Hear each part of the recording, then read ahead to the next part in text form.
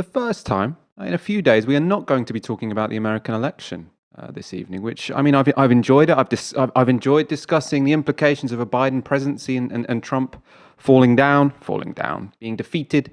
But to be honest, I think we're going on to more important topics, which is the vaccine. And we spoke briefly on Monday about the fact that Pfizer have developed a vaccine which appears to work. But we've now had a little bit of time for the political implications of that to settle, principally in terms of who will be in line to get this vaccine first. Now, I imagine many of our audience, like myself, are based in the UK. It seems like we are going to be able to get the vaccine fairly soon.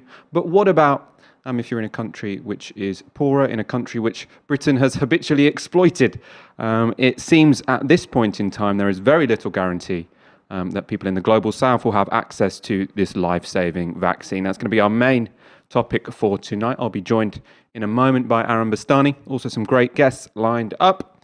We're also going to be talking about the new report into racism, which was released this morning from the Human Rights Committee, and why an ex-Conservative Prime Minister in Australia, obviously Liberal Party, but they're the centre-right party, their version of the Conservatives, has gone to war publicly with Rupert Murdoch. A great clip you might have already seen on Twitter, but I mean, we're going to give you all the context, and it's definitely worth watching.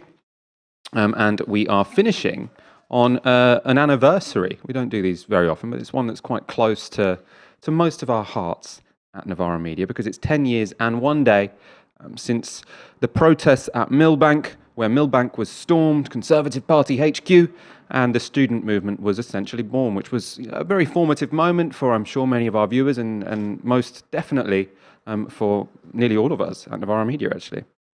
Before we go to our first story, you know the score. Share the show link, tweet on the hashtag Tysky. We'll be going to your comments throughout the show. Since the announcement that the Pfizer vaccine seems to be 90% effective against coronavirus, discussion has moved on to who will get it, how they'll get it, and in what order. So in terms of numbers, the Telegraph reports 1,500 GP practices and drive-through centres will be ordered to open every day from 8 a.m. to 8 p.m, each dispensing at least 1,000 jabs a week, meaning there will be capacity for at least 1 million doses to be administered weekly. So 1 million doses every week. You have to take it twice, so you can imagine within a year we will have immunised half of Britain's population if it goes to plan. Not everything with this government does go to plan. The Guardian are reporting this redeployment of GPs will mean that local doctors' surgeries won't be operating as usual for at least a year. So there will also be some negative consequences of this, although obviously we're all desperate to get immunised. In terms of the order of priority, so who will get the vaccine first, and this is being decided by the government's Joint Committee on Vaccination and Immunisation. And we can now go to a graphic, which is their provisional list of who will get it first. And obviously this is all in this country. So first, the vaccine will go to older adult residents in care homes and care home workers. Then it will go to all those aged 80 years of age and over, and to health and social care workers. Then all those 75 years and over, 70 years and over, then 65 years and over. Then you get to high-risk adults under 65, moderate-risk adults under 65, and then it just goes down through the age brackets. Now, given, we know that coronavirus hits people hardest if they're older, you're much more likely to die if you're, especially if you're above 80, but basically the older you get, the greater the risk gets. So this all looks very reasonable to me. One question people are asking, though, will people be able to jump the queue? So if you don't fit into one of those high priority categories, but you do have deep pockets, will you be able to get a coronavirus vaccine before 80-year-olds or people who work in social care? This question was put to Jonathan Van Tam. He's the government's Deputy Chief Medical Officer this morning at a Downing Street press conference. This is what he said. I'm a doctor. I've worked for or around the NHS for most of my career. One of the things I like about the NHS is that it's there for everybody, irrespective of their level of wealth or who they are in society. That is a really, really important principle to me personally, and I think everyone understands that these are commodities that are going to be needed to use to be used for public health purposes in the first instance. And I don't know of any plans from any manufacturers, and certainly don't have any inkling that we would contemplate that kind of arrangement for the UK. Though, of course, that is a ministerial decision. It is not a clinician's decision. I'm giving you my views as a clinician that I think these vaccines need to be prioritised to those who need them, not those who can afford to pay for them privately.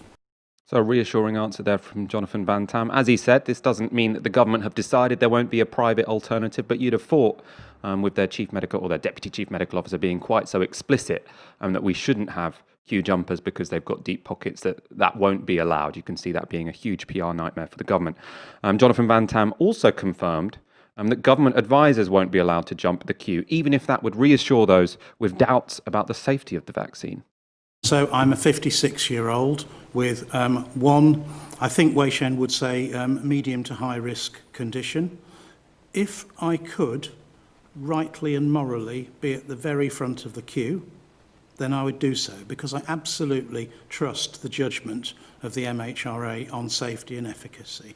But that clearly isn't right. We have to target the most highest risk individuals in society, and that is how it should be in terms of our system. But if I could be at the front of the queue, then I would be. Let me say to you this, I think the mum test is very important here. My mum is 78, she'll be 79 shortly, and I've already said to her, Mum, make sure when you're called, you're ready. Be ready to take this up. This is really important for you because of your age, and just be ready to be called. Jonathan Van Tam has definitely been my favourite government advisor throughout this entire crisis. You'll probably remember he was the only one of the government advisors to say that what Dominic Cummings had done was essentially wrong. He seems to have, a fair amount of integrity. But the serious point here, while this is reassuring that there won't be queue jumping in Britain, it seems as if the vaccine will be distributed to those who need it most first. What about on a global level? And here the role of Britain is very relevant, because the government are bragging that they have secured 10 million doses of the Pfizer vaccine to be used by the end of the year. So they're saying those are the early doses they will get.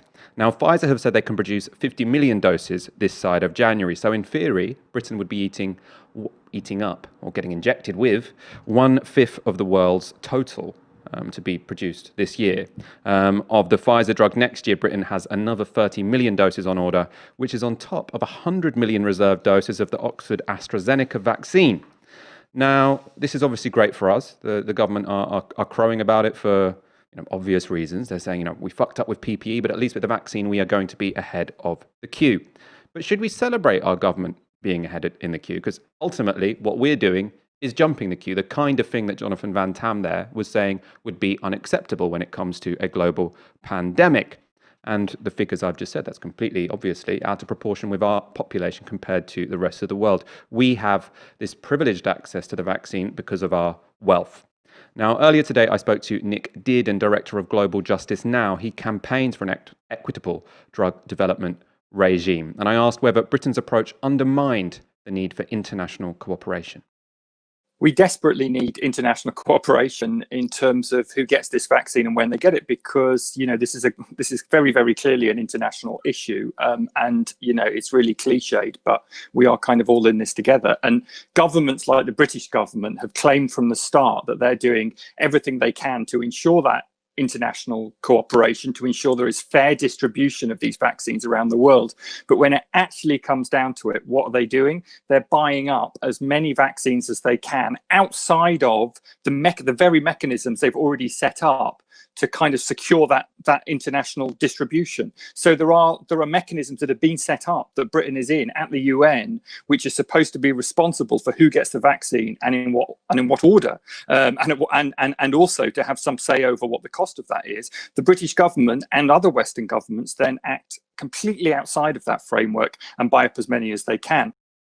So the mechanism that Nick was talking about there is called COVAX. You might have heard of it. So this is the international scheme which the UK is part of, and it's supposed to bulk buy, basically, vaccines all together as a block and then to distribute them based on need. So we shouldn't if things were going to this original plan, we wouldn't all be in this scramble as to who can pay their way to the front of the vaccine queue. What's also notable is that COVAX is a system which we are signed up to and we're not taking part in, but it was also a system which was basically forced upon the Global South as a bargaining chip to get them to to stop pushing for a completely different vaccine regime where there would be global coordination in terms of development and production as well as distribution. This is a little bit complicated, so to explain, Nick Dearden again.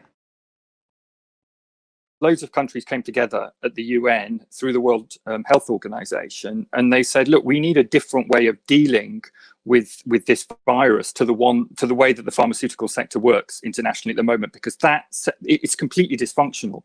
I mean, the problems that you experienced in the mid-90s with people dying in their millions of HIV and AIDS, even though we had medicines to deal with those,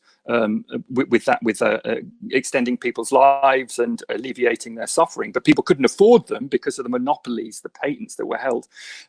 Countries said, we don't want to go through that again. So at the beginning of coronavirus, let's come together, let's research collaboratively, internationally, let's share what we're doing, and let's produce vaccines and other treatments without patents on them. You know, private business may get paid if it does something useful, but it doesn't get paid through 20-year monopolies on these drugs. And Costa Rica came with a brilliant proposal. Let's create this pool at an international level of patents and technology and know-how that we can all use and all benefit from.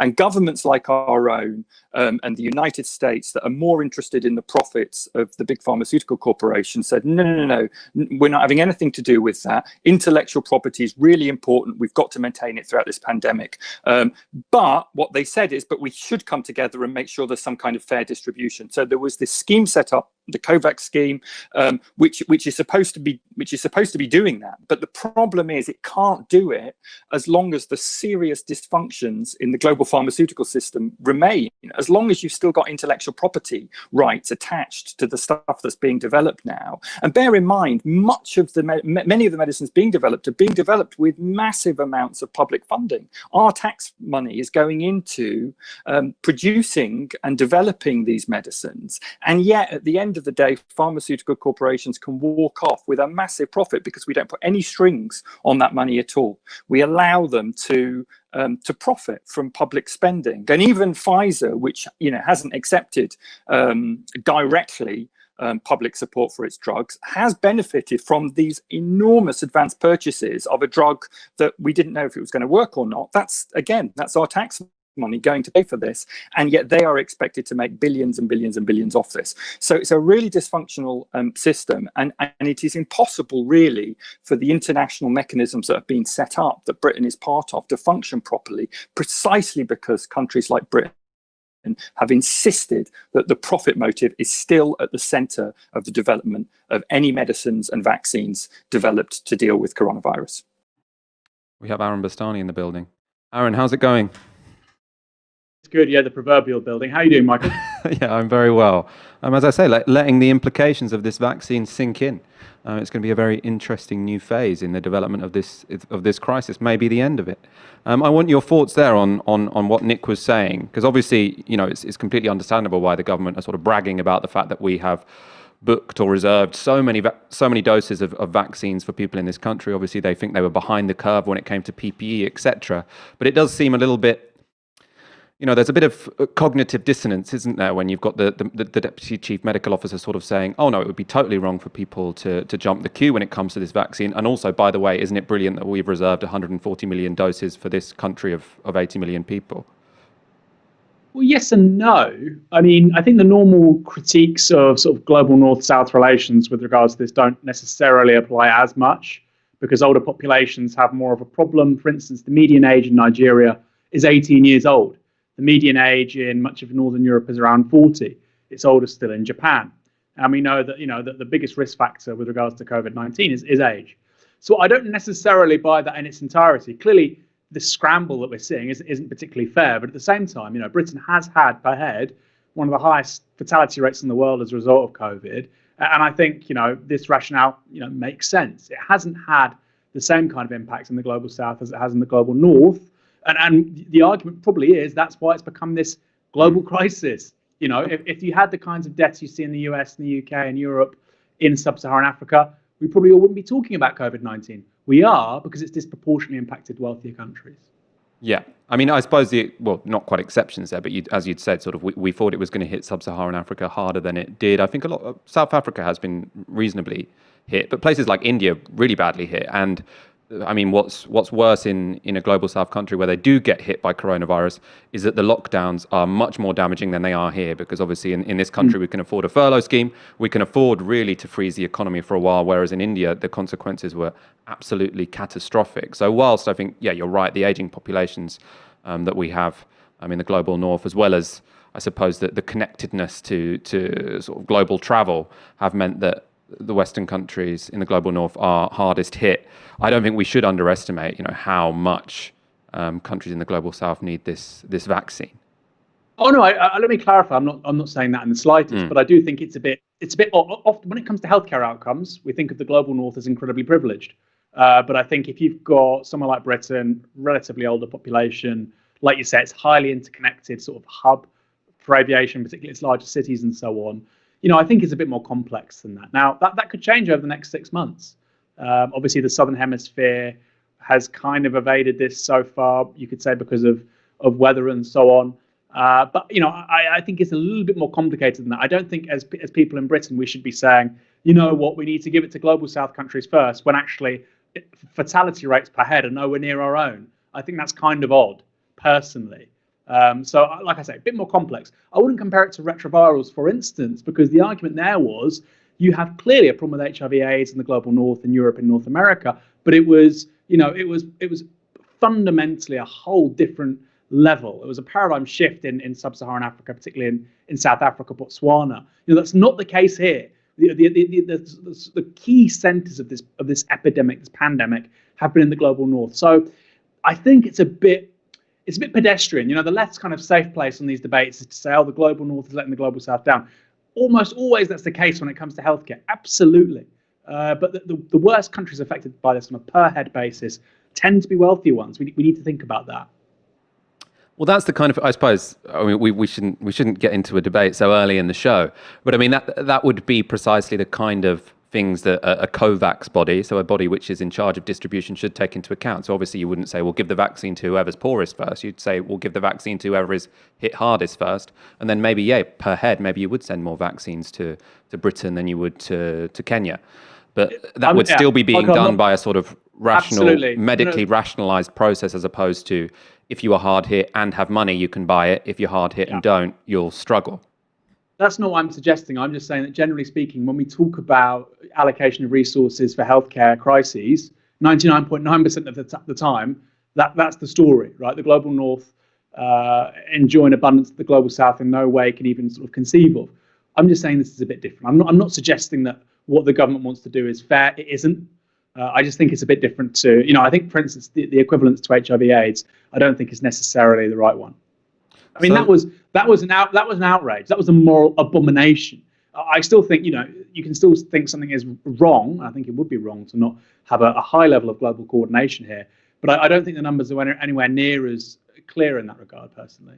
But it's also, obviously, I think something we can probably agree on is the fact that this has hit richer countries hardest first. Although I do think that the countries where the most people have died per capita are Ecuador, and potentially it's not Bolivia, it's Ecuador and Peru, I think. So not the richest of countries. But anyway, they're middle-income countries. The fact that it has hit the global north so hard is one of the reasons why there has been the incentive for big pharma to develop these vaccines.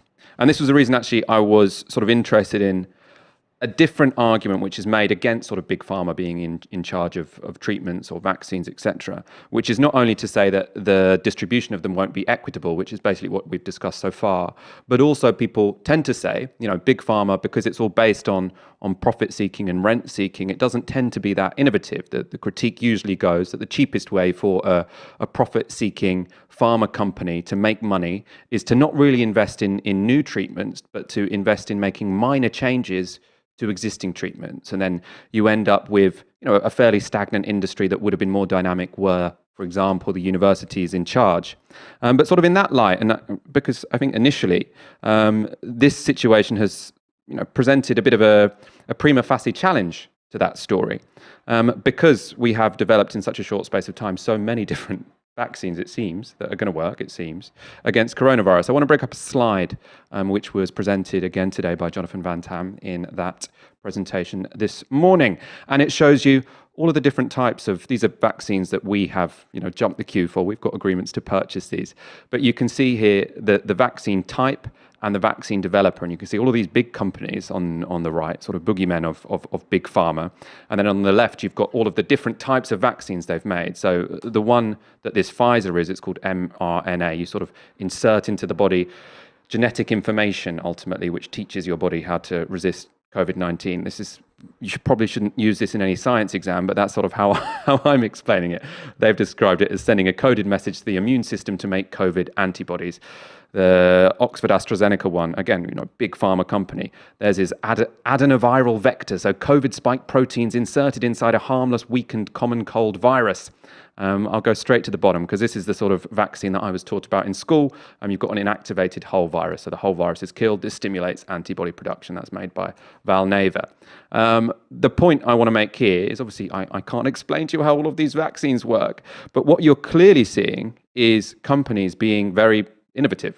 It's impressive that you have had all of these different types of vaccines developed in such a short space of time. So I put this again to Nick Dearden, who sort of campaigns for essentially sort of socialized production of medicines, whether or not the fact that these big companies have come up with a vaccine so quickly is actually an argument for the status quo. I completely understand why people would look at the very, very speedy development of treatments and vaccines over the course of this virus and think, wow, that's pretty impressive. But bear in mind, that's only happened because phenomenal amounts of public resource have been mobilized to that end. We're not against research into health conditions and the development of medicines. Of course, we want that. And we want that to be more efficient and effective than it is now. And what we find time and time again is without the public sector mobilizing its resources, big pharma will not do it because it's a completely dysfunctional model where, these companies spend more on share buybacks to keep their stock price high and giving dividends to their shareholders than they do on research and development of diseases that are causing enormous suffering around the world. Many diseases, they don't even bother looking at researching medicines for it because there simply isn't the profit in it. I mean, antibiotics are a great example, right? We're becoming increasingly resistant to antibiotics. But as far as big pharma is concerned, there's just not enough money in it to justify it developing and researching new antibiotics, which, our entire medical system could be dependent upon in the next 10, 20 years. So it's really, really dysfunctional. What we do know is when the state steps in and says this must happen and here's the money to do it, absolutely, we can get a really useful medicine or really useful drug out of that. The problem is we don't put any conditions on then how that's used. And what that means is that those corporations that then own that drug can basically charge whatever the market will bear for a very long period of time. And so while the drug might be good news for those who can afford it, or those lucky enough to have a national health service which can afford it on their behalf, for many, many people in the world, it's meaningless because it is down to what they or their government can afford. And if they can't afford it, they ain't going to get it. This is not a critique that is kind of a marginal thing that only a few lefty campaigners worry about. I mean, there are bigwigs like Jim O'Neill, right, a chief of Goldman Sachs, who until he resigned the whip was a lord was a Tory lord.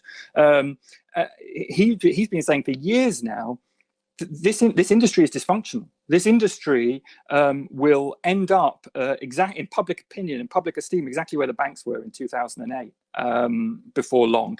And frankly, there is no alternative but to bring parts of this industry into public ownership because it is an industry which is entirely driven by the need to make ever higher financial profits. And whenever they do produce something good, it's by and large produced because the state and the public sector have mobilized enough resources and provided the incentives to do that.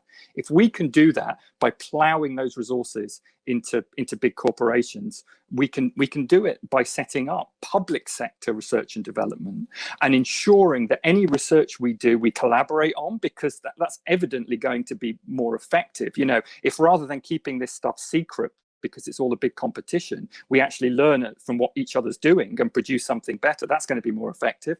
And secondly, that we would then be able to produce stuff without these patents, which create the most perverse incentives for companies, like you say, to change very little bits of a medicine, you know, just change the very superficial aspects of how a medicine works and then get another 20-year patent. That's what they spend so much of their time doing at the moment, not researching cures for diseases which are afflicting millions of people around the world. That was Nick Dearden, Director of Global Justice Now. And a really interesting point he made there was the fact that you have actually big people at the top of industry who are calling our current system dysfunctional. I think it was a boss at JP Morgan or Goldman Sachs, I can't quite remember. But this links to actually an article that was by Adam Tooze recently in Foreign Policy, really interesting, where he was saying that whilst it might be in the best interest of these pharma companies to try and, or big pharma companies to try and limit access to this vaccine, the capitalist class in general really want coronavirus gone. So it could be the case that you've got all of these institutional investors in these big pharma companies who sort of club together and say, look, we don't care about AstraZeneca's profits. What we want is to get people immunized as quickly as possible so we can start circulating capital again. Aaron, I want your thoughts, kind of riffing off that, but also how do you see the politics of the global politics of the vaccine playing out? I do think, you know, you could have a situation if companies like Pfizer try and charge sub-Saharan African countries or South Asian countries full price for their products, then you could have global outrage. It could sort of generate a bit of a revolution from below or a revolution from above. Yeah, so a few things. We've had SARS for 17 years and we haven't had a vaccine. And of course, at the beginning of this thing, people were saying, well, I think the fastest ever vaccine ever created has been 4 years. SARS has been around for 17 years. Maybe that means we'll never get a vaccine for COVID-19, which is the third distinct coronavirus this century. SARS was another coronavirus. And what this tells us is ultimately problem solving is contingent on resource allocation, right? Clearly, if SARS was as big a threat as COVID-19, there almost certainly would have been a vaccine by now. And like you say, this has happened as quickly as it has because necessity is the mother of invention. So a few things. That tells us that we probably aren't operating at 100% when it comes to innovation as a society. Why? I mean, you can flip the argument, right? So rather than say, well, COVID-19 having a vaccine shows that we're fine with the status quo. Well, how about you actually say all these other failures, the fact we don't have a vaccine for SARS, the fact we don't have vaccines for a number of conditions, which you just presume are every day, actually that's because we don't allocate the same importance and attention and resources and political capital that we did to COVID-19, right? And as I've said, the primary reason for that is because the majority of people affected by this have been people in the global north. And even as an ancillary point, a slowdown in the global economy is not in the interests of the 1%, the capitalist class, the elite in the global north too. So I agree with you. First and foremost, the capitalist class wants a context within which it can do business, can make money off money, i.e. capital, can make profits. You know, that may entail actually a weak form of global NHS. It might require in 20, 30 years' time, Andreas Malm has written a fantastic book about this. COVID-19 is like the first boomerang that hits us from the 6th great extinction. We may see many more of these kinds of viruses, not just coronaviruses, which, by the way, there are thousands of them, but things like Ebola and so on, making mutations or whole new viruses. And it may be that actually there's forms of global coordination which are undertaken, and they could be called, you know, quasi-socialist, which actually get a great deal of consent from the ruling class because, like you say, it means we don't have to take 1, 2, 3 year timeouts from business as usual. And I think actually that's probably quite likely. And it's probably quite, I wouldn't even say plausible, I think probable. And especially if you look at the sort of context within which COVID happened, right? We've had pandemics many times before, but you can basically map on epidemiological kind of crises onto the world getting smaller. You know, the first 2 big pandemics in European history both take place during the Roman Empire. That's because you've got people going into far-flung areas, coming back, you have global commerce and so on. Now, that's only going to get more intense in the 21st century. So we need to get used to this as a perennial issue, as a really long-term problem. We're going to have many more COVID-19s. So I absolutely agree with you, Michael. I think the more enlightened elements of the capitalist class, the people who, and 99% of them, most of them haven't got, huge stakes in pharmaceutical companies, would do exactly what you're saying, which is to say, hey, look, let's socialize a lot of this risk, because if this happens again, hey, if it happens repeatedly, we have big problems. And I think finally, as socialists, we need to take that and say, look, we could be doing so much more with the innovation available to us. I'm not a synthetic biologist. I'm not a chemist. But from what I understand, the genome for this virus was mapped back in March. That was using technologies which were unthinkable 30, 40 years ago. It wasn't even practicable 10, 15 years ago. And really, the steps being taken now are because of huge innovations really since 2000, which can map onto improvements in computational power and so on and so forth. I talk about some of this, by the way, in my book, Fully Automated Luxury Communism. And I think we need to take a step back, not just with regards to synthetic biology, but also automation, big data, and say, you know what, we could run society so much better than we're presently doing. And I actually think the problem solving around COVID-19 offers a tiny glimpse of that. I think that's such an important point, actually, to turn that question around. It's not that us producing a vaccine for coronavirus tells us that the status quo is fine. It's that the fact that in this situation we could develop a vaccine so quickly shows us all the opportunities we're missing. Because it really does show you what can happen when the governments put forward loads of money and say, if you make this, it is basically a state-led project, even though the innovation and the profit will be made in the private sector. We are going to move on from COVID in a second. First of all, just to remind ourselves that whilst a vaccine does seem to be around the corner, we are very much in the middle of a really deadly second coronavirus spike. So today, the UK has recorded 595 coronavirus deaths, taking the official headline death toll above 50,000 for the first time. Obviously, in terms of excess deaths, it's been higher than that for a long time. The 50,000 figure is people who died within 28 days of testing positive for coronavirus. This makes the UK the first country in Europe to pass this milestone, to go above 50,000. Notably, today was the highest death toll we've had since early May. So really in the height of the crisis. Yesterday we had 532 deaths, and there were 22,950 further positive cases recorded in the UK today. So we are very much in a coronavirus second spike. As Jonathan Van Tam, in fact, said on Monday, just because a vaccine is around the corner, that's going to protect us from the third spike, not really the second wave. So we will still have to be following the rules, but also sort of focusing on the government's competency when it comes to test and trace, when it comes to making sure they're not putting the interests of businesses above health, etc., etc. Many of the same conversations we've been having about coronavirus and the management of it are going to be relevant for a very, very long time. So we shouldn't take our feet off the pedals. But yeah, well, we're going to move on to a non-coronavirus story in a moment. First of all, we've got 1,500 people watching. Share the show link so we can get that higher while we're still live. Always nice to hit 2,000, I think, on our live shows. I've got some super chats for you, or you've sent some super chats. Chris Stroud with a $5. I've seen a lot of disinformation and scaremongering around the vaccine safety for normies on Facebook. I wonder how many people will refuse it. Very interesting point.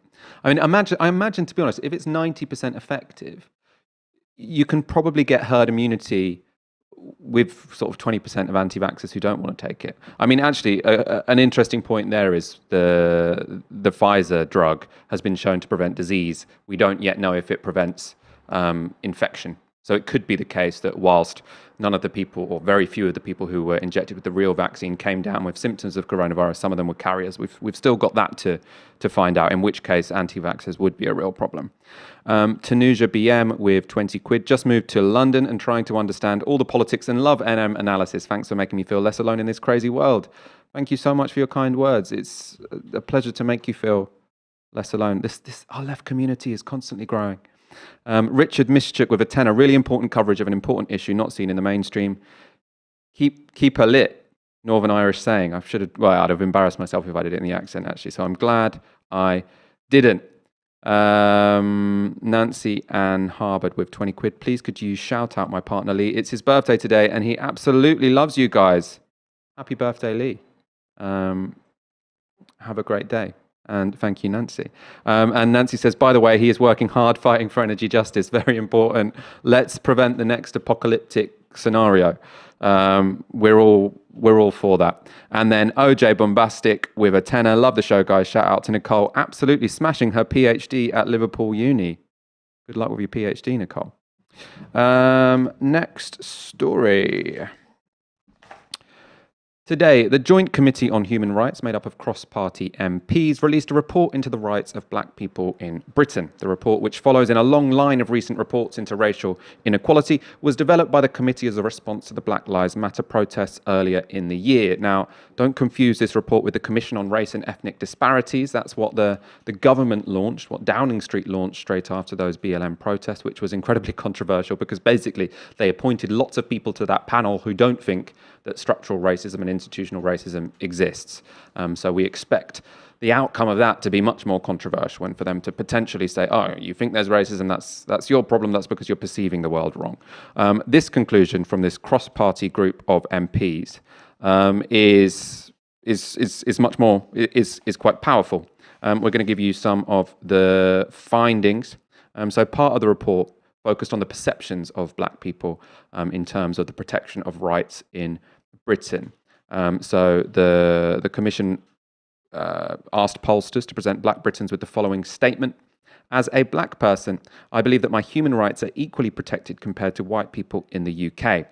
And the percentages strongly disagree is over 30%, disagree nearly 45%. And you can see the people who agree with that statement around 13%. So there's only 13% of people, black people in this country, who, according to this poll, think that their rights are protected in the same way as white people. Really shocking outcome. Some more details on people's perceptions of inequality in Britain. So over 60% of black people in the UK do not believe their health is as equally protected by the NHS compared to white people. The vast majority, that's 85% of black people in the UK, are not confident that they would be treated the same as a white person by the police. And as I've said, this is about perceptions, but it's clear from the report that this isn't just people imagining it, right? So they're giving you the objective stats. 7 in 100,000 white women, this is health inequality, 7 in 100,000 white women die in childbirth, 13 in 100,000 Asian women, 23 in 100,000 mixed ethnicity women, and 38 in 100,000 black women die in childbirth. So the death rate for black women in childbirth is therefore 5 times higher than for white women and is increasing year on year. It's that increasing stat that's particularly shocking. Well, I mean, obviously, the fact that the rate is 5 times as high for black people as white people is shocking on its own, but the fact that it's increasing, we're moving in the wrong direction there. The report also highlights the overrepresentation of black people in the criminal justice system, something we've talked about a lot on this show before. I do want to focus on that issue of perceptions first, though, because that's what most of the reporting on this commission has found. On that topic, I spoke earlier to Maurice McLeod, who's Chief Executive of Race on the Agenda. I asked him whether, given we have a government that seems to think racism only exists in people's heads, is this focus on perceptions potentially dangerous? I don't think it's unimportant that this report talks about perceptions. I think perceptions matter. I think it's relevant if a sizable proportion of black people feel that they're being unfairly treated in all these different spheres. It was 60% feel that they've suffered health inequalities, and 75% feel that their human rights are impacted, and 80-something% feel, 85% feel that the police treat them unfairly. That doesn't matter. That matters in and of itself. But I don't think that should take away from just because it talks about people's reactions to systemic racism. I don't think that takes away from the fact that it also talks about the systemic racism itself. We've been through this hideous COVID pandemic where the health inequalities have been proven. That's not, people haven't been dying because of their perceptions. They've been dying because they are genuinely unequal in what they've been asked to do and how they're being looked after. So I wouldn't shy away from talking about perceptions, but I don't think it's an either or thing. to be honest. And if people, like I say, there are genuine proposals in there that I think would be a beneficial and aren't just about the narrative and how people feel. One of the most interesting conclusions in the report was its view as to the failings of the Equalities and Human Rights Commission. So that's the government body charged with enforcing equality law in Britain. It replaced, in 2007, the Commission for Racial Equality. And the report from the cross-party MPs says the following.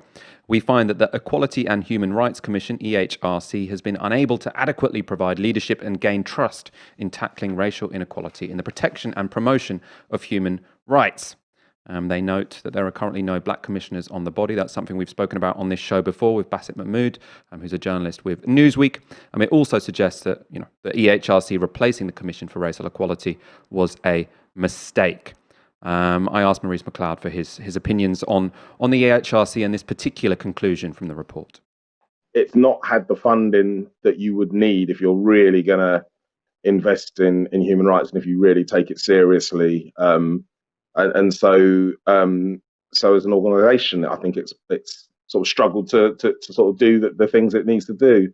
Two, it's the way that it's set up. It's not really made to have teeth. It's not. It's I think it's very powerful if it reports against a political party, for instance. That that has an impact because the party cares about how it's perceived. But in terms of dealing with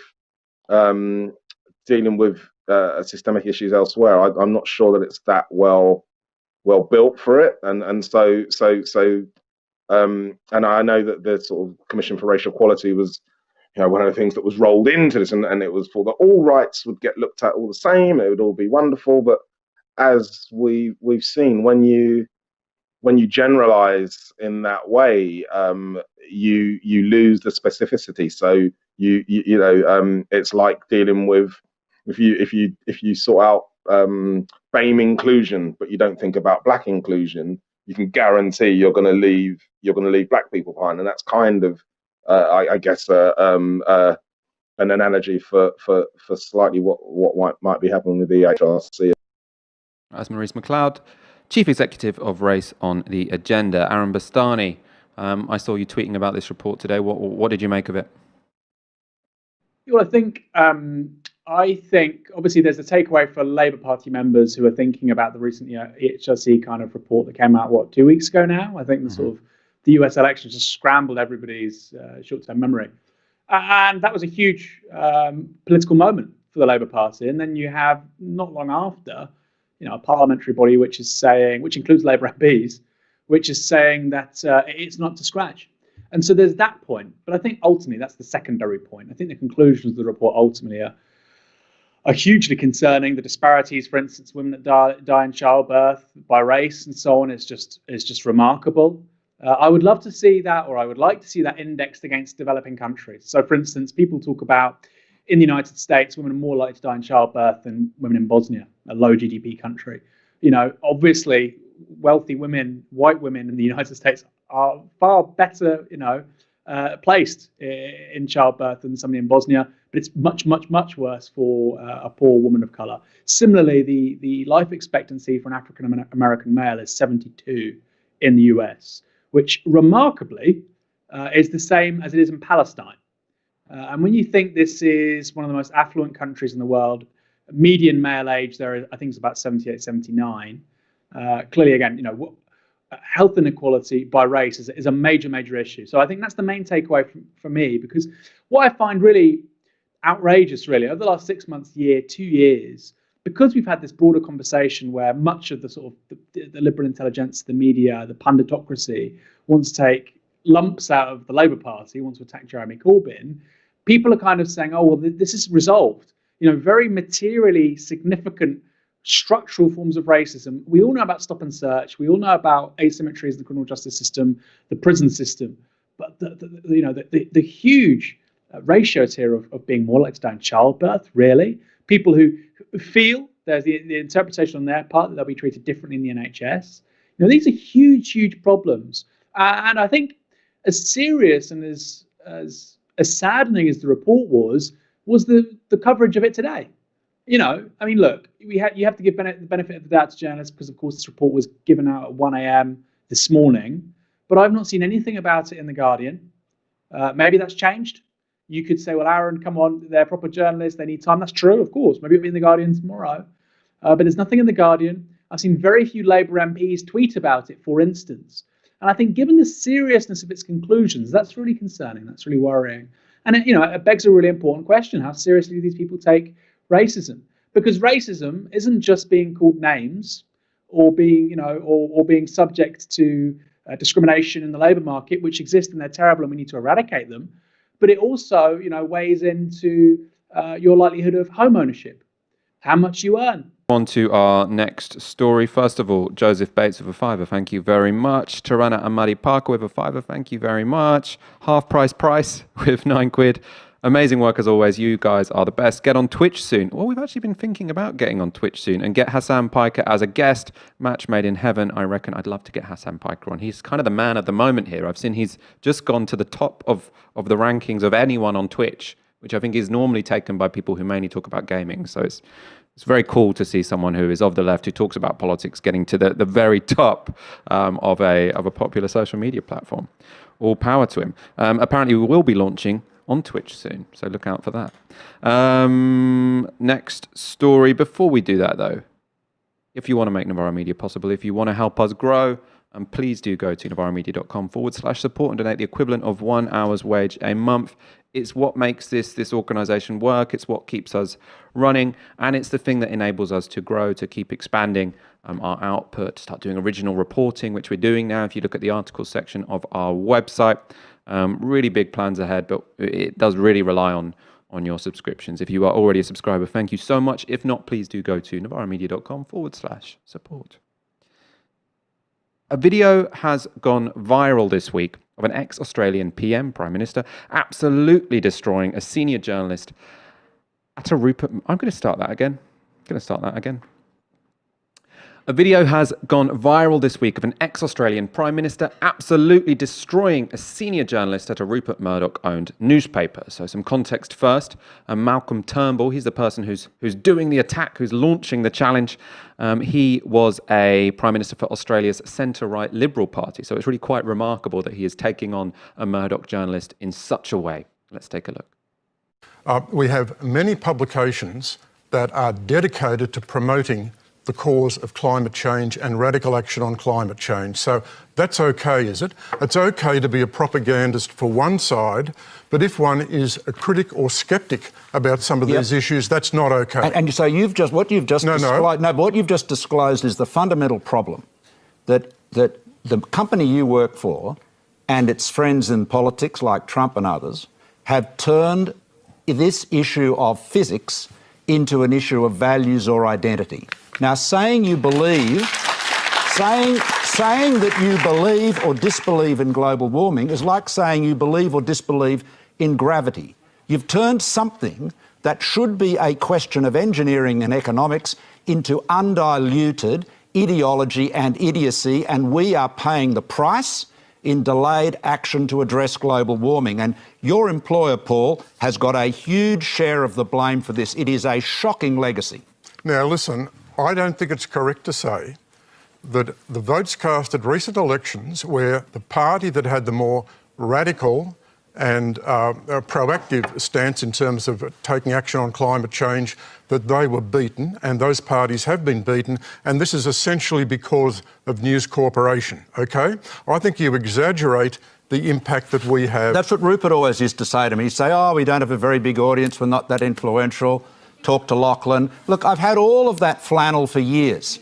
The reality is News Corp and Murdoch have done enormous damage to Western democracy and in particular to the United States and Australia, and in particular on the subject of global warming. You know, we had 12 million hectares of our country burnt last summer, and your newspapers were saying it was all the consequence of some arsonists. And James Murdoch was so disgusted, he dissociated himself from the family business. Now, what does that tell you? How offensive, how biased, how destructive does it have to be, Paul, before you will say, one of our greatest writers and journalists, it's enough, I'm out of it? I mean, how long will you How keep dare you- apologising? how dare you- I am. just Malcolm, how dare you start telling me what I should do in terms of my career? I'm asking you. I'm asking you to speak and up. Lecture me. And I am lecture lecturing me you. Yep. About what moral position I should Yep. take. I'm doing. You said, "How say dare I that?" do it?" I Yep. dare to do it, and I'm saying to you, Paul, it is about time that people that work for the Murdoch organisation speak up and say publicly what they say privately. Speak up and do what James Murdoch had the courage to do, and clearly too many of the employees do not. I love that. I also love the way that he didn't balk when he goes, how dare you? It's really the last resort of a chancer, someone who's saying, I've clearly lost the argument. So what I'm going to have to do is say the fact you're even making this argument is somehow problematic and it should be out of bounds. But Malcolm Turnbull just says, no, of course I dare to do this. You should speak out against your boss because he's destroying our country. What did you make of it? Yeah, I thought it was a really important moment, actually, because, Australia is obviously where Rupert Murdoch started. It's the ground zero, really, for the tentacles of his business empire. There's some really amazing stories. If you want to know, for instance, when he bought the News of the World in this country in the late 1960s, we had something called capital controls. And it was very difficult to get large sums of money in and out of countries. He only could do this because he was owed a political favour by the Australian Deputy Prime Minister, I think, at the time, because he'd screwed somebody else over on his behalf. So his entire business model, how he conducts himself, everything he's ever done is based on deception, being nasty, sort of Machiavellian tricks, right from the get-go. Whether it was the purchase of the News of the World, whether it was the purchase of the Sun, by the way. When he did that, it was a Labour-backing newspaper. He promised the print unions when he bought it that the paper would always back Labour. Well, it didn't last very long, that promise, did it? So, that's the guy's modus operandi. And I think, he's older now. He's in his early 80s, right? I mean, he might live another 20 years, but, he's clearly coming to the sort of the autumn of his career. I think when he does pass away, there will be a serious conversation to be had. How many people is this man, indirectly responsible for killing, right? And of course, we can never quantify that. But the grim reality is, we talk about decarbonising by 2035 or 2050. Biden is saying 2050, which is a great target by the standards of America, by the standards of a country which wasn't even in the Paris Climate Agreement under Donald Trump. But the reality is we should have decarbonised already. The reality is there's more carbon, CO2 in our atmosphere today than at any time since primates have existed. And because of that increased concentration of CO2, temperatures will go up. Even if we don't, emit a single, whatever the measure is of weighing CO2 into the atmosphere, just by virtue of what we've already done, the planet will probably get 1.5 degrees warmer, maybe more. Now, if we go to 2 degrees, we've had this conversation so many times, we could go to 2 to 3 to 4 to 5, some kind of sequence of feedbacks creates what's called runaway climate change. But even 2 degrees is really, really catastrophic. People are very open about what the implications of that are.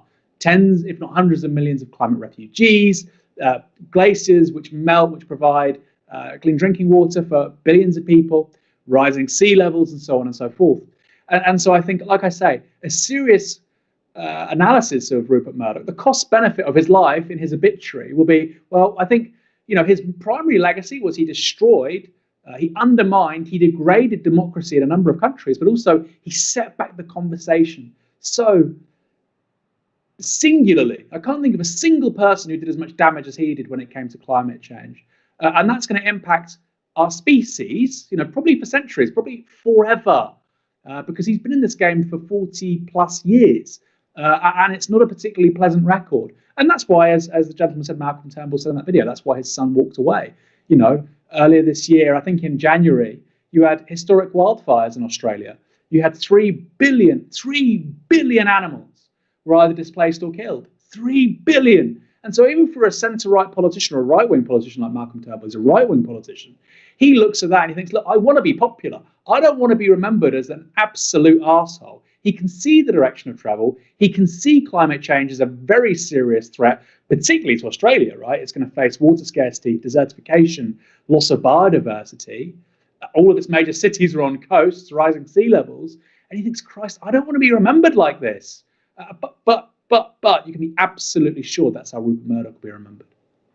I mean, what's remarkable about that clip is that, obviously it was very well articulated. I think it was a very good challenge to that journalist, but everything he said was completely obvious. Everyone knows that who works in politics in Britain, in America, and Australia, but no one can say it because they're too terrified by Rupert Murdoch, because they know that he is cornered so much of the market. That's why he goes for the highbrow paper and the lowbrow paper, so that he can attack you from all angles, which means you can't call out the Sun in case he attacks you in the Times. Really, really dangerous. It's obviously notable as well that this is an ex-Prime Minister who's saying that. I don't think a current politician would be able to do that because they'd be too worried about the consequences. I want to go into the context, though, because Malcolm Turnbull is not the only ex-Prime Minister in Australia who's currently launching a very vocal campaign against the influence of Rupert Murdoch in Australia. He owns 2/3 of the print press in that country. The only national newspaper is owned by Rupert Murdoch. Some context on Malcolm Turnbull. So he was ousted as Prime Minister in 2018. That was an internal party coup. So he wasn't dismissed by the electorate, but he was dismissed by backbenchers to his right who were whipped up by the Murdoch-owned press. Murdoch in that situation was said to be, again, as Aaron was talking about, outraged that Turnbull was willing to take steps to tackle climate change. This was not radical steps to challenge climate change, completely inadequate. This is a Conservative Prime Minister. But any steps was too much for Rupert Murdoch. He also is seen to have taken out a Labour Prime Minister, Kevin Rudd. So like Turnbull, Rudd was ousted in a coup from within his own party. This was back in 2010. We're going to go to an article in which Rudd describes Murdoch as taking his government down because, and this is, again, where it goes into Murdoch protecting his interests at all costs, because as party leader, he had planned to roll out fibre optic broadband, which Murdoch saw as a threat to his monopoly on cable news. If you can get high-speed broadband, then you go to Netflix. Murdoch doesn't want that. He wants you to rely on his cable channel, also because Kevin Rudd had committed to tackling climate change. Let's go to this piece published in 2018 by Rudd. So he says, Murdoch is the cancer eating the heart of democracy, essentially. He goes on in the piece to say, Murdoch is not just a news organisation. Murdoch operates as a political party acting in pursuit of clearly defined commercial interests, in addition to his far-right ideological worldview. Of that worldview, Rudd says, in Australia, as in America, Murdoch has campaigned for decades in support of tax cuts for the wealthy, killing action on climate change and destroying anything approximating multiculturalism. Later in the article, really powerful article actually, Rudd says, Murdoch is also a political bully and a thug who for many years has hired bullies as his editors. The message to Australian politicians is clear. Either toe the line on what Murdoch wants or he kills you politically. This has produced a cowering, fearful political culture across the country. I know dozens of politicians, business leaders, academics and journalists, both left and right, too frightened to take Murdoch on because they fear the repercussions for them personally. They have seen what happens to people who have challenged Murdoch's interests as Murdoch then sets out to destroy them. Aaron, I want to go to you on this because, I mean, obviously, I don't think Murdoch quite owns 2/3 of our print press here, but his influence on the British media is phenomenal, extraordinary. The Times, The Sun, Talk Radio, it used to own part of Sky News. Why don't we see politicians, or especially ex-prime ministers? Why isn't Gordon Brown out sort of attacking senior Sky journalists and talking about, sorry, not Sky journalists now, Times journalists or The Sun journalists or Talk Radio hosts, talking about the pernicious influence of Rupert Murdoch on our politics? Because it's very similar. Yeah, no, it's. I think it's far worse here. Is my shot okay? I mean, I feel like half my head's cut off here, but maybe I might be wrong. Am I good? No, you're good. We can see you perfectly. Good. I think I said Australia is a ground zero, and that's true because he has a huge control over local media. And of course, in the US, people think about Fox News, but also, the US has he also has the Wall Street Journal, but it has Washington Post. There are also other oligarchs, right? You can be a billionaire in the US and still not be a big deal. There's Jeff Bezos with the Washington Post. There's the New York Times. There's a really rich ecology of new media. There's MSNBC, CNN, so he can't dominate in the way he does in Australia. I think in Britain, actually, I think he dominates in some ways more than anywhere else. So you have the Sun newspaper, which, like I say, and the News of the World, which went out of business. You have the Sun newspaper. In 1977, Larry Lamb was the editor of the Sun newspaper. He was advising Margaret Thatcher on her speeches, right? He was the editor of the Sun newspaper. 1979, on the day of the election, people say, oh, the Sun, it loves to write short form, digestible content, not overthought. There was a leader article written by Larry Lamb in the Sun newspaper. It was around 1,500 words. It was like an LRB essay, right, saying you must vote for Margaret Thatcher today. Now, who becomes Sir Larry Lamb in the very first New Year's honours list of Margaret Thatcher, 1979, 1980? It's so obvious. It's so clearly corruption, right? And this is what really irritates me. We see it on Twitter when it happens now. Oh, this is corruption. It's new. It's not the Britain I know. Are you kidding me? This has been happening for at least 40 years. That's Larry Lamb. There are many more like him. Calvin Mackenzie is another one. But like you say, Murdoch's strategy is to go both for the bottom end of the market, the Sun newspaper, the News of the World, but also the top end. He bought the Sunday Times in the early 1980s. He shouldn't have been able to buy that, by the way. Margaret Thatcher bypassed the Monopolies Commission. They almost certainly would have stopped him buying it.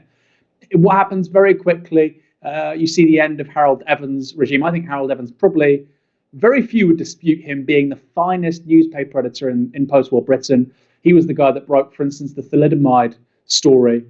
He was a tenacious editor, came up through the ranks of local media. And very quickly, Rupert Murdoch says, I don't want this guy running the Sunday Times, gets rid of him. Somebody else comes in for a year. Who comes in after that? The one and only Andrew Neil. His first ever job, Andrew Neil, was at the Conservative Research Department. His second job was at The Economist. He said in his own biography, he was to the right of Margaret Thatcher. So you have Harold Evans, an incredibly scrupulous man, full of journalistic integrity as well as talent, moving aside effectively for a Thatcherite Rottweiler in the form of Andrew Neil. And sadly, that's the world we all still inhabit 40 years later. Who was the BBC's interview anchorman in the last general election? It was Andrew Neil. What was still no longer, thank God, but what was the most widely read tabloid newspaper? It was the Sun newspaper. Who are the right-wing outriders like Julia Hartley-Brewer who get to move the whole debate right on the BBC? Where's their primary platform? It's talk radio. Who publishes David Cameron's autobiography? It's the publisher owned by Rupert Murdoch. It's a very, very, very damaging presence which he has in British public life.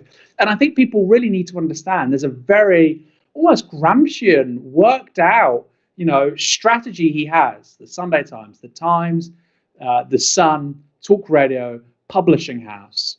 He also has his people, not just in private media, but you can see how they dominate the BBC and public broadcasting. And the BBC is terrified if it doesn't make concessions to these people, they'll come after them and they'll get cut after cut after cut, which of course they're getting anyway, being a salami slice for 15 years. But you can see how the whole thing moves right. And I think Rupert Murdoch's presence in this country is so incredibly corrosive. Before he buys the News of the World in 1969, it is an entirely different country. Now, I'm not saying Thatcherism happens because of Rupert Murdoch. Of course it doesn't. But again, going back to what is his legacy, I think it will be being remembered as somebody uniquely responsible for indirectly, killing many people as a result of denying climate change for decades. In this country, if Britain no longer exists in 10 years' time, if the Scots go their own way, if we see this ever deeper dive into this abyss, frankly, of a fragmented public culture, of an economy in disintegration, again, I think that's really a lot of that is down to Rupert Murdoch. And I think, yes, okay, great, they should have an inquiry in Australia. We should have one here.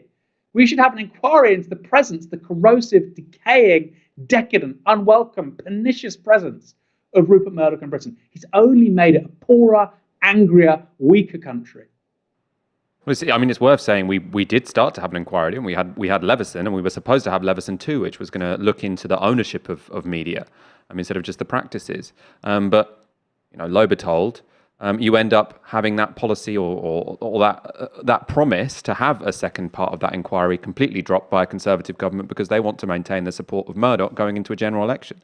So you can see the way he creates a sort of a protective shield around him, essentially by holding politicians hostage and saying, if you don't give me what I want, then I'm gonna take you down. Enormous power, and you see in this country there doesn't really seem to be anyone resisting this. I mean, Keir Starmer's clearly seen that Jeremy Corbyn got taken down by the right-wing press, and he doesn't want to go there anymore. Again, Neil Kinnock saw that he got taken down by the Murdoch press. Tony Blair didn't want to go there anymore. So now we've got two political parties who are basically trying to court the Murdoch empire for support, so they're unwilling to critique it. And again, the whole facade rolls on, whereby we have this incredibly rich far-right billionaire who has absolutely undue influence over our politics, and no one who's actively in politics right now is willing to talk about it. I also do think there's an issue that journalists aren't really willing to talk about it, because so many people are one way or another connected to the Murdoch payroll. Yeah. You know, they appear as guests on Talk Radio or Times Radio. They've got a hosting slot on Times Radio. You know, so many people write sometimes for the Times or the Sun that people don't want to go hard at this guy. That's entirely true. And, you know, Murdoch does not control all of Britain's media. But between him, the Barclay brothers, and you might say Lord Rothermere with the Mail. You know, Rothermere has the Mail, he has the Metro. The Barclay brothers have the Telegraph, the Sunday Telegraph, and the Spectator magazine. You know, if you're a journalist at one of those outlets and you start slagging off Rupert Murdoch, that goes back to them, and they say, "What's your man doing? Right? What's the or the woman? What's the editor of this publication doing, or this columnist, or this reporter?" That needs to stop. And there's very much an inside track there. We've seen, for instance, the photos of Yevgeny Lebedev and Rupert Murdoch and Nigel Farage having a summer party all together. And so, yes, you're right. You don't need to be worried about the consequences of criticising Rupert Murdoch if you just work in these outlets, although, of course, that's entirely off limits. I think anybody basically in media knows at the back of their mind they can't really go after this guy. And by the way, that's why what we are doing is so unique. And it's not just us, of course. You've got Tribune magazine, you've got Double Down News, but this whole new family, this whole new ecology of independent media, we can say things that fundamentally other people are terrified to say, which is that Rupert Murdoch is an entirely pernicious presence in Britain's public life. You know, you saw it today, Oliver Cam say, "Oh my God, Tribune have published this article about, you know, the 10-year anniversary of Millbank. The editor should be he should be fired. He should resign. He should be sacked." And of course, Tribune's a left-wing magazine. They're not going to do that. Go fuck yourself, Oliver Cam. That's very new. You know, Ash could say something, you and I might not even necessarily agree with it. I mean, that never happens. We always agree with her. But the point is, we have a different set of political commitments to mainstream media. So we're going to say things and say, yes, that's an entirely legitimate thing to think, of course. And we say things which are simply not permitted in the mainstream. Now, that's not just a selling point. You know, and you're right, with Rupert Murdoch talking about his pernicious presence, his deeply unwelcome presence, is one of the many things you can't talk about, really, in the media in this country. And that needs to change, because I would make one correction. One politician tried to take Rupert Murdoch on, that was Gordon Brown.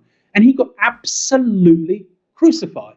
You know, Gordon Brown around 2008 made a decision to not, pray at the altar of Rupert Murdoch on News International. And the guy got 28.5% of the popular vote 2 years later. You know, the people think Corbyn was torn apart by the media. Look at what was happening to Gordon Brown. Rumours about him being on antidepressants, by the way, who cares? Millions of people are.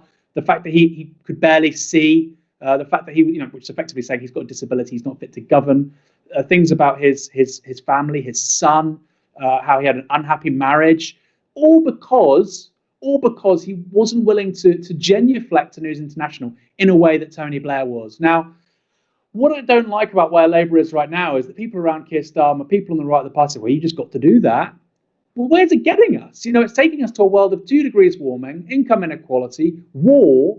It's taking us to a deeply unpleasant political culture. Maybe it's better to just say, you know what, we've had enough, time to stand up. Whether you're right wing, whether you're left wing, whether you're centre, we can all agree that what this guy has done to Britain over the last several decades isn't what people, I'm sure Tories love the guy because, of course, he helps them win general elections.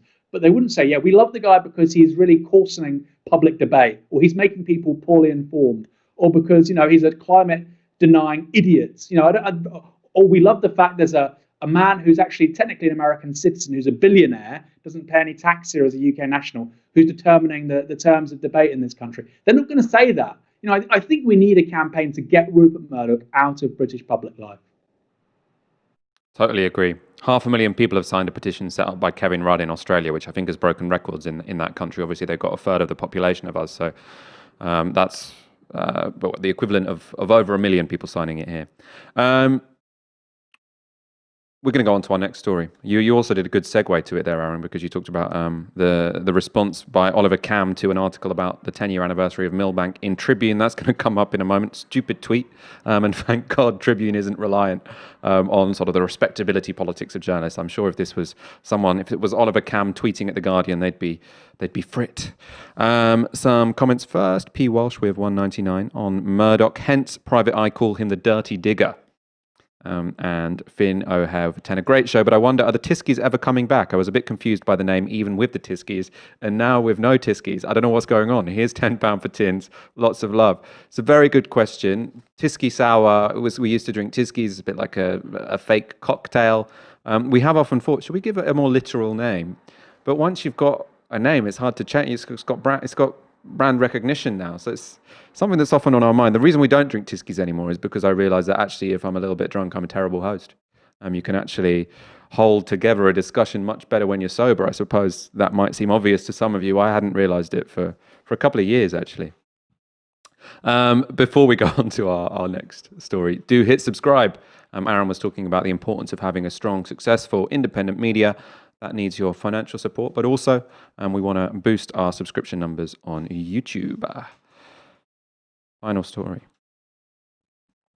It's exactly 10 years and 1 day since a demonstration against the coalition government's proposed increase to tuition fees ended with the storming of Millbank. So the day means a lot to us. It launched the 2010 student movement, a whole wave of university occupations, which was a very formative experience for, I'm sure, many of our viewers and most of us at Novara Media. I was a student back in 2010 there outside Millbank. Very strong memories of it all.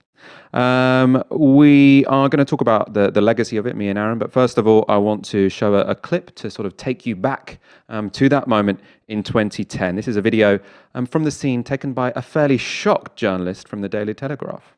Okay, I'm still outside Millbank. I've got about 40 riot police. There's graffiti all over the inside of the lobby of Millbank Tower. It says benefit feed, the swear words. There are people in masks, a lot of students. They're against the coalition. They're saying Tory scum. 40 students on the roof of Millbank, above the offices. They're raining down on us, and we're getting very wet. Oh, this is now they missed somebody. Would have killed somebody. Again, I'm being rained on from the roof, and I'm being stopped. Oh my God.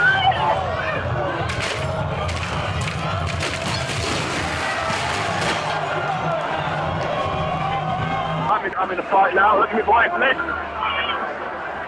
Ow. Go back. Go back. Got whacked by a policeman. That really hurt.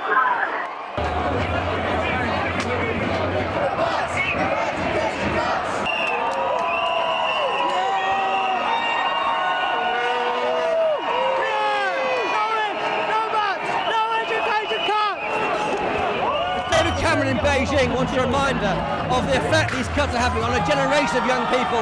This is it. They are very cross. They've wrecked the lobby of Conservative Central Office. There's graffiti everywhere. Riot police are now trying to clear the top of the offices here. This is a major reminder to Nick Clegg and David Cameron about the damage these cuts are causing and the anger they are causing. I love the understatement there from Christopher Hope, who was the Whitehall editor at the time. I think now he's political editor, saying they were very cross. This is a message to Cameron and Nick Clegg. Aaron, I want to go to you first for your, the thoughts on how that moment was for you and the significance of it. I mean, it really, for me, feels like the moment that birthed the 2010 student movement and basically so many of the anti-austerity campaigns that grew up over the next 5 years, all the way to Jeremy Corbyn's leadership of the party, of the Labour Party. Yeah, it was an amazing day, wasn't it? I mean, it was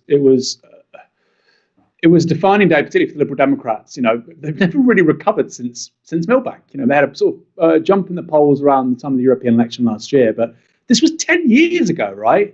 And we had to remember at the time that the Liberal Democrats were a party of government. They had 50-odd seats, and they have never, ever, ever recovered since then. Really remarkable. Just in terms of how it was technologically mediated as well. I remember talking to various people. I did my PhD. One of the case studies was the student movement of 2010. One guy who I interviewed, he said he was about 100 meters away from all this. He knew something was kicking off, but he didn't know what. And he got a text message from a guy in the Philippines who he'd done his master's with a year earlier. And he goes, wow, what you guys are doing in Britain is crazy. And he said, what do you mean? It was already on the television in the Philippines.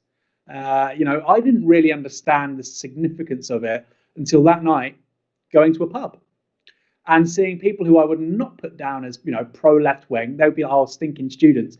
They were watching on the news and going, oh, brilliant, glad somebody's done this. And it really hit me. I was like, wow, this is a moment where establishment consensus, everybody on the TV, all the journalists going, this is horrific, it's appalling. But there's a significant minority, if not a majority of public opinion, are going, good for them. And it's not often that happens. You know, another example, probably the poll tax riot. So it was a really, really defining moment. And in many ways, you know, it did change politics forever because it expanded in this country, because it expanded the sense of political possibility straight away. You know, the coalition government was only 4 months old. And straight away, people are saying, well, look, it's not just about voting them out in 2015. We need to be serious about direct action, protest, strikes, and a far more assertive radicalism came to the fore very quickly. You know, I think it was inevitable during the austerity years, but because of Millbank, it happened after 4 months. So, I mean, I suppose the context of it, the fact that it was 4 months into that government is really important because, you know, we often have discussions, you know, how will this affect the electoral chances of X, Y, Z, the particular tactics that were used on this demo or that demo. But, you know, everyone there knew that we were going to have almost, you know, 5 years, because there was the Fixed Term Parliament Act, of a Tory Lib Dem government that was committed to destroying basically everything we valued in the country. And that really was the start of such a vibrant movement, which ended up moving into electoral politics. I want to show another clip because one of my strongest memories of the day is obviously, you know, being there. I didn't go inside the building, but sort of just thinking the whole thing was phenomenal. Was getting home and watching Claire Solomon on Newsnight. So Claire Solomon was president of the University of London Student Union at the time, and she'd been inside Millbank. She gets really grilled by Jeremy Paxman. It sort of raises so many of the issues that sort of the establishment throw at protesters every time they happen. So it's sort of useful to look back at it from 10 years in the future, see who was right. Claire Solomon, how does breaking into the building advance the cause of free education? Well, first of all, I'd like to say that today 52,000 people, as reported by the BBC, students and staff, protested to highlight the threats proposed to our education by these proposed cuts. And I think that is the message that we need to be taking today. I think the message we need to take today is that students were very angry and students and staff came out together. And how does your breaking into the building help that cause? Well, I didn't break into the building, and I don't think anybody broke into the building. That is not... You were in the building, weren't you? I was in the building at some point. Were you invited in or something? The doors were open. So you think you just happened to amble in? I think we need to concentrate on the wide... trying to keep you out, I think we need to keep our eye on the wider message here. Why are students angry? They're angry at the government but the point is that people aren't talking about it. Aaron's not talking about it. People are talking about the limits of protest. And it was claimed by the National Union of Students today that the protest, which, as you say, was pretty widespread and heartfelt by students about student fees, had been hijacked by a minority of people, many of whom were not students. Were you a student? Are you a student? I am a student. Where? I'm the president of the University of London Union, which is the largest university union in Europe. 150,000 students and 22 different colleges. I am on a sabbatical, although I do have a son who is a student, and my son was also on the demonstration today. Right. How old are you? I'm 37. And how long have you been a student? 4 years. And how long have you been on a sabbatical? 3 months. And that is a funded post as president of the University of London? I'm here to represent the students who have voted unanimously against fees and against cuts. And I think today what our students have done... Today we brought 10,000 students onto the demonstration to oppose these cuts. Why do you have to go into the building to do that? I think you're asking the wrong questions, Jeremy, and you know it. I may be, but I'm afraid they are the questions I'm asking. A few smashed windows cost nothing. I'm asking why you felt it necessary to go into the building to make your point. The whole of society. Why did you feel it necessary to go into the building? I don't think you can even compare the two. It's very easy to replace a window. It is not easy to replace I'll tell you exactly what we were going to do on this programme tonight. By an illegitimate government we were going to discuss gone back on their what higher fees would do to higher education. We had booked 2 university lecturers and 2 students to discuss that very thing, instead of which everyone is talking about the limits of protest. And that is because of the action taken by you and your friends. What do you expect students to do when they haven't been listened to for years and years? So you thought it was the action of last recourse. That's why you had to go into the building, because otherwise no one would pay attention. I'm not surprised students have been very angry. Students and staff have been very angry today, no. I mean, Claire Solomon held herself really well there. Jeremy Paxson, complete arsehole. I mean, say, are you a student? How old are you? I mean, anyway, she dealt with it very well. What I find really interesting here, though, is the way, yes, these debates do happen over and over again when protests happen and sort of questioning the tactics. And what you saw there is Jeremy Paxman making an argument you often see made. He's saying we would have had guests on tonight to talk about the issue at hand, and instead we're talking about the methods. We're talking about the righteousness or not of property damage during a protest. And in a way, it's not a ridiculous argument. I think sometimes it's probably valid, sometimes it's not. But what you can think about by looking at this from 10 years ahead is that what happened at Millbank wasn't really about what was going to be in the news agenda that day.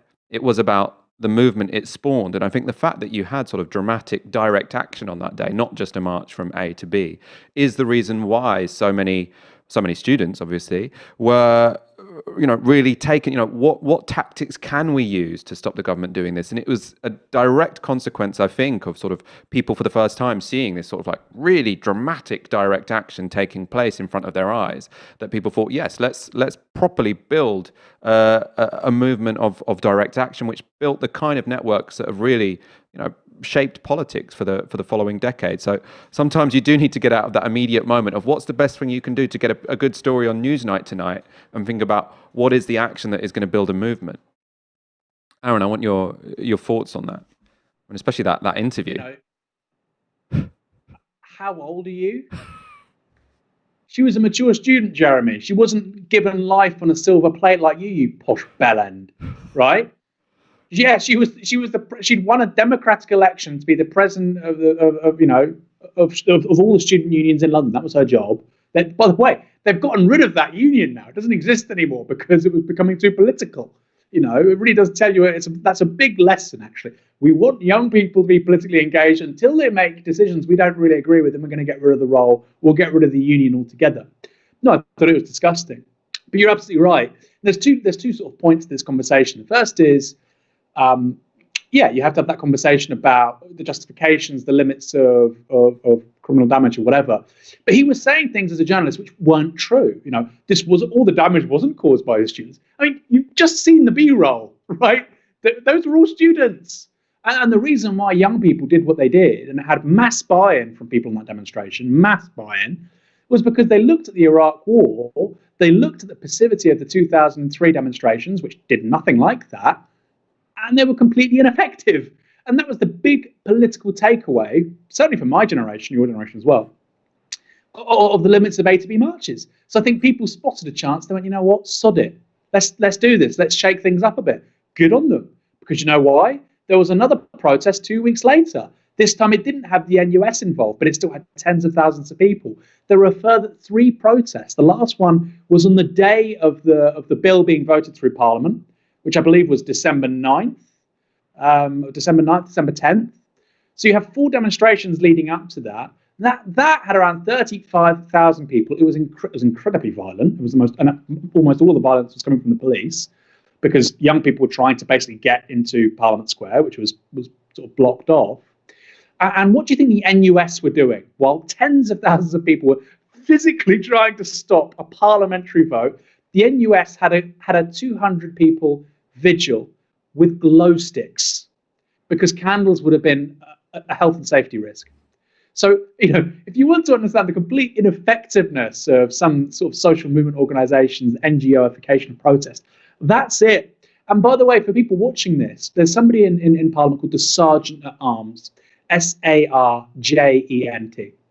Now, if you put Sergeant at Arms December 2010 protest, there's an interview with the lady who's effectively responsible for security in the Houses of Parliament. She gave an interview, I think, a year or two after the events of December 2010. She said the student protests of 2010 were the most intimidating moments of her career in her job in ensuring security in the Houses of Parliament. It was a really defining moment. And again, I'd suggest people go on YouTube. I don't like to say it, but Paul Mason, he covered this superbly on Newsnight. Put student fees protest, Newsnight 2010, amazing coverage. And what you see, again, the images speak for themselves, is it wasn't university students, right? It wasn't, you and I were at university. The bulk of people weren't people like you and I who were at university. The bulk of people were young kids who were losing EMA or who knew that fees were going to go from £3,000 to £9,000.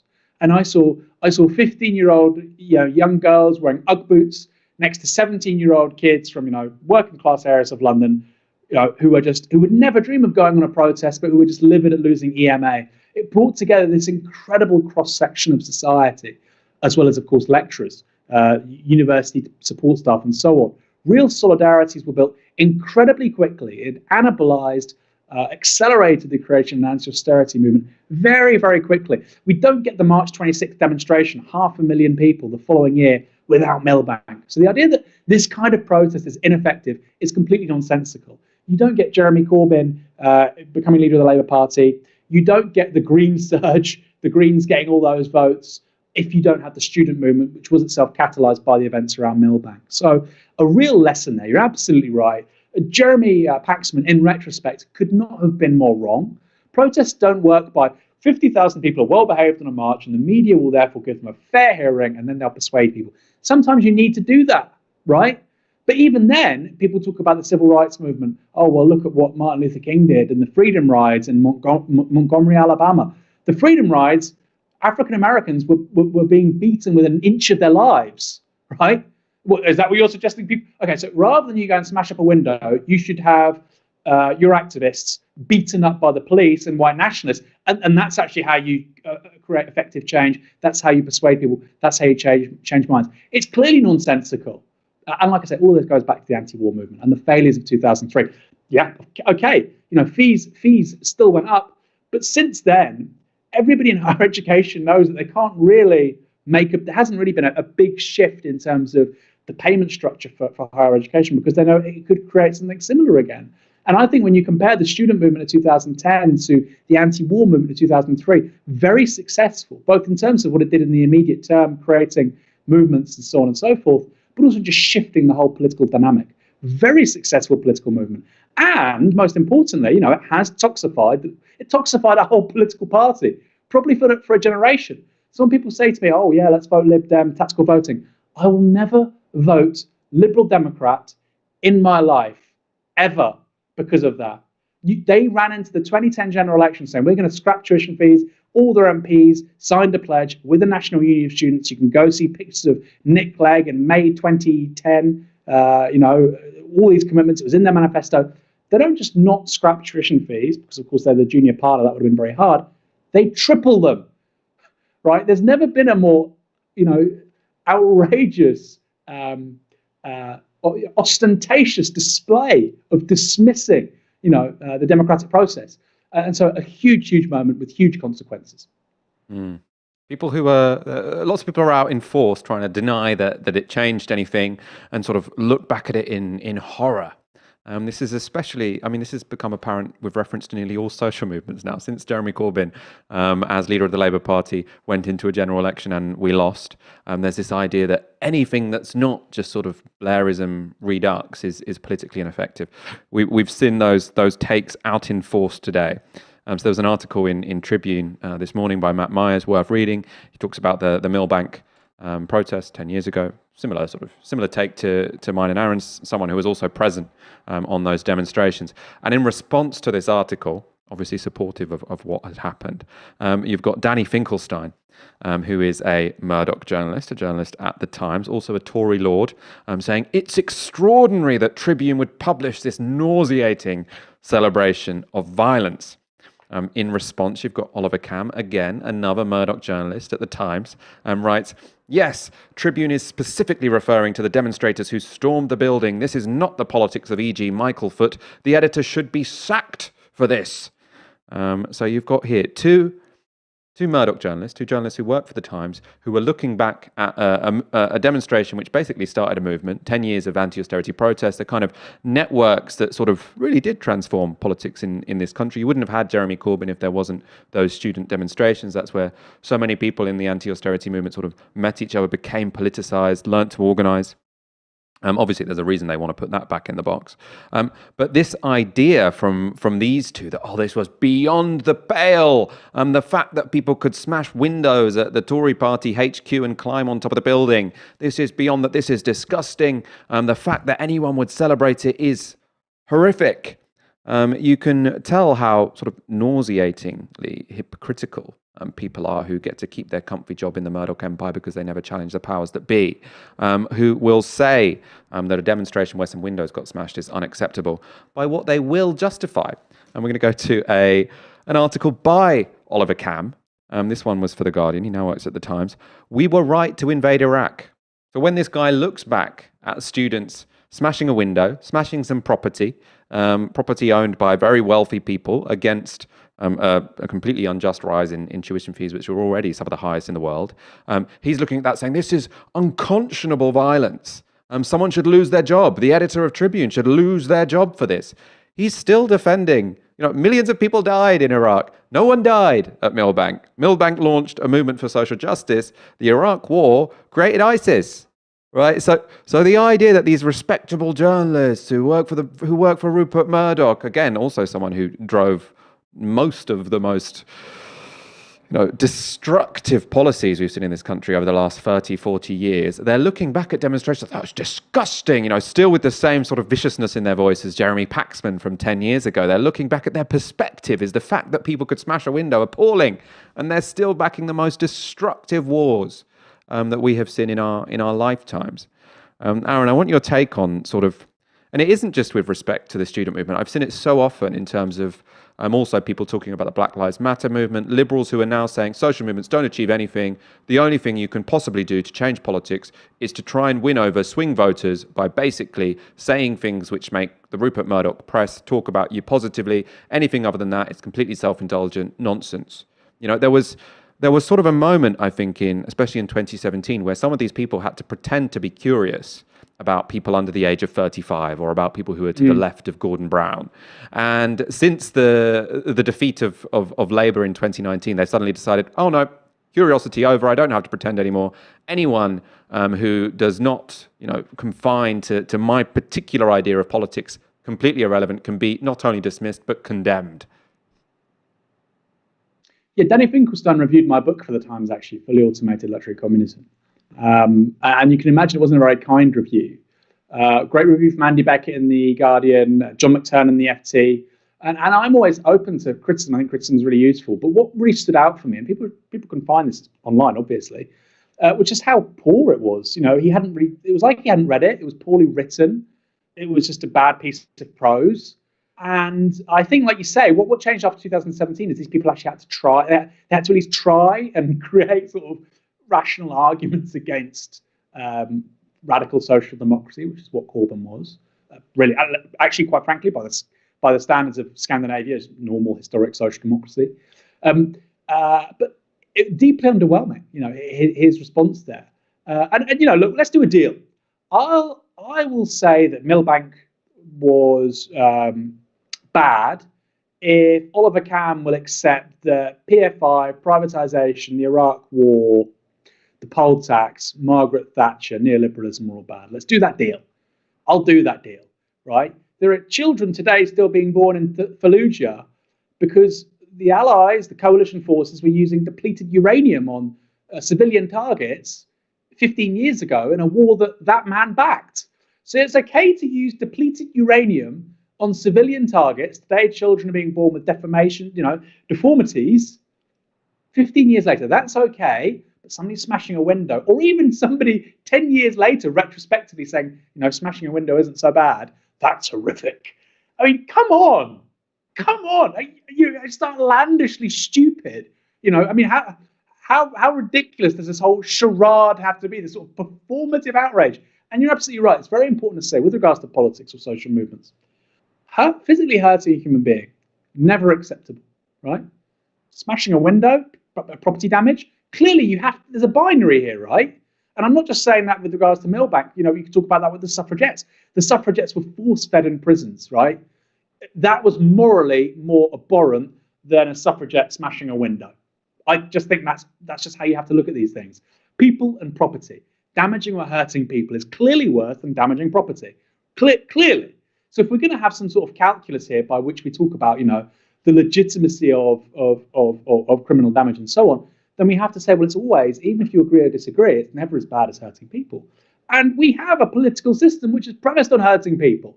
You know, we have a geopolitics applauded and lauded, and the tribunes of this are people like, sorry, Tribune magazine, the tribunes of this, the standard bearers of this are people like Oliver Cam and Danny Finkelstein, right? I mean, it's completely absurd. These people say, universal credit's fine. Universal credit is clearly more violent than what happened at Millbank. It's clearly created far greater human suffering than people smashing some windows for a day. It's really simple. If the cops catch you and you've committed criminal damage, okay, charge them with criminal damage. I don't care. That's literally where the conversation ends. I honestly don't care. We live in such a violent society where so much violence is inflicted on people, not windows and doors. You know, I would far rather focus my emotional energy on that. Thank you very much. These people can't do that, of course, because they are apologists for a really horrific status quo. Millions of people using food banks, tens of millions of people in the United States using food stamps, migrant detention centres, huge asymmetries in terms of health inequalities, as we've already seen on tonight's show, by race. That all of that instantiates and embodies tremendous amounts of historic violence. But these people, because of something called ideology, say that's normal. Smashing a window is terrible. And by the way, again, let's talk about smart capitalists. Smart capitalists in other parts of the world will openly say it's the right thing for the state to pay for the education, the human capital of its labour force, because the labour force are going to be exploited and they add value in their work. And you want them to do that as productively as possible, so they should be educated. So even the smart capitalists would say Danny Finkelstein and Oliver Cam are wrong on an issue like